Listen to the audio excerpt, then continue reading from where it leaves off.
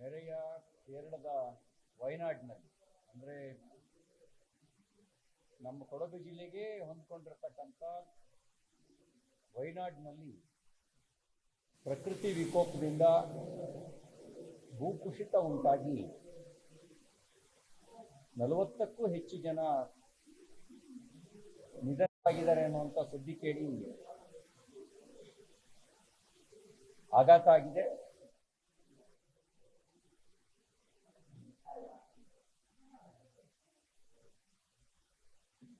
ಕರ್ನಾಟಕ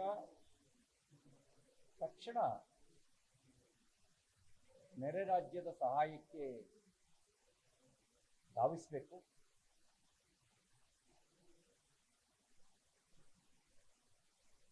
ತಕ್ಷಣದ ಪರಿಹಾರಕ್ಕೆ ನಾವು ಕ್ರಮವನ್ನು ಕೈಗೊಳ್ಳಬೇಕು. ಭಾರತೀಯ ಜನತಾ ಪಾರ್ಟಿಯು ಕೂಡ ಕೇರಳ ಸರ್ಕಾರದ ಮತ್ತು ಕೇರಳ ರಾಜ್ಯದ ಜೊತೆಗಿದೆ. ನಮ್ಮಿಂದಾದ ನೆರವನ್ನ ಕೊಡೋದಕ್ಕೆ ಪಕ್ಷದ ಕಡೆಯಿಂದ ನಾವೀಗಾಗಲೇ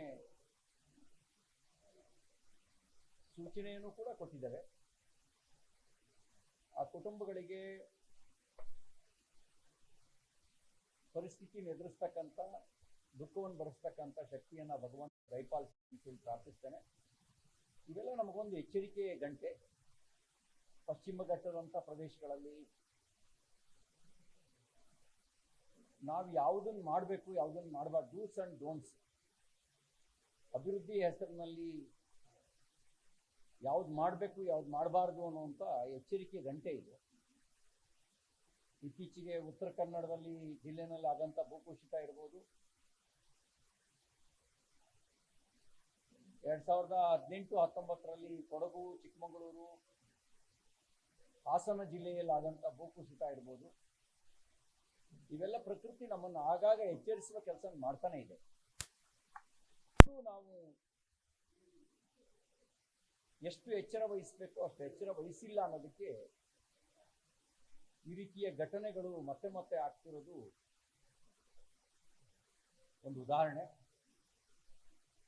ಕೇರಳ ಸರ್ಕಾರ ಪುನರ್ವಸತಿಗೆ ತಕ್ಷಣದ ಪರಿಹಾರಕ್ಕೆ ಏನು ಕ್ರಮ ಕೈಗೊಂಡಿದೆ ಅನ್ನೋದು ನನಗೆ ಮಾಹಿತಿ ಇಲ್ಲ.